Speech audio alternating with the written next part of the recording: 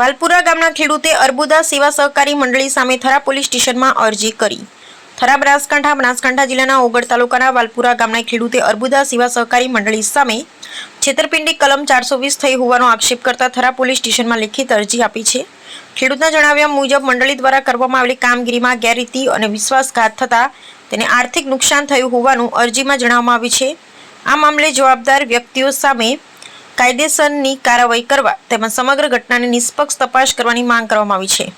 ઓગળ તાલુકાના વાલપુરા ગામે પટેલ ભરતભાઈ હમીરભાઈ 2022 એમના ખેતર ઉપર બોજો પડાઈ ખોટી રીતે લોન લીધેલ છે અને જેની મહિના પહેલા નોટિસ આવતા તેમને જાણ થતાં એક 8 લાખ અને એક 5 લાખ એમ કરી 13 લાખ જે પૈસા મેં ક્યારેય લીધા નહીં અને તેમણે ગામની અર્બુદા સેવા સહકારી મંડળી ચેરમેન અને મંત્રી લીધી છે। મને નોટિસ આપ્યા પછી જાણ થઈ છે। મેં આ બાબતે મારા વકીલ મારફતે થરા પોલીસ સ્ટેશન ન્યાય માટે અરજી આપી છે અને આવું કેટલાક લોકો શિકાર થયા હશે પોતપોતાનું ચેક કરશે તો ખુલશે તેવું જણાવ્યું હતું।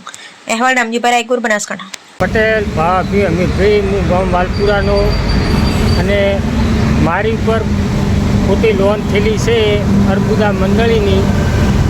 આ ખાતરી મને મહિના પહેલાં પડી એટલે મેં પોલીસ સ્ટેશનમાં વકીલ થ્રુ પોલીસ કેસ કર્યો છે અને જેને આવી જાણ થાય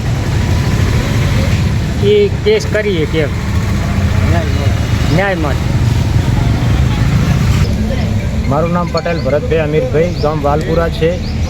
અંદાજે 2022ની અંદર મારા ખેતર ઉપર બોજો પડાઈ ખોટી રીતે અને લોન લીધેલ છે, જેની મને હમણાં મહિના પહેલાં નોટિસ આપી।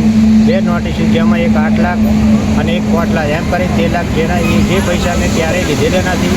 મારા ગામની મંડળી અર્બુદા સેવા સહકારી મંડળી જેના ચેરમેન પરબતભાઈ કરશનભાઈ છે, મંત્રી વિપુલભાઈ ભવાભાઈ છે, એમને લીધા છે। નોટિસ આપી પછી જ મને જાણ થઈ છે એટલે મેં મારા વકીલ થ્રુ આજે થરા પોલીસ સ્ટેશનની અંદર ન્યાય માગવા માટે અરજી આપેલી છે અને આવું કેટલાય હારે થયેલું હશે એ દરેક પોતપોતાનું તપાસ કરે તો પોતાનું ખુલશે એમ।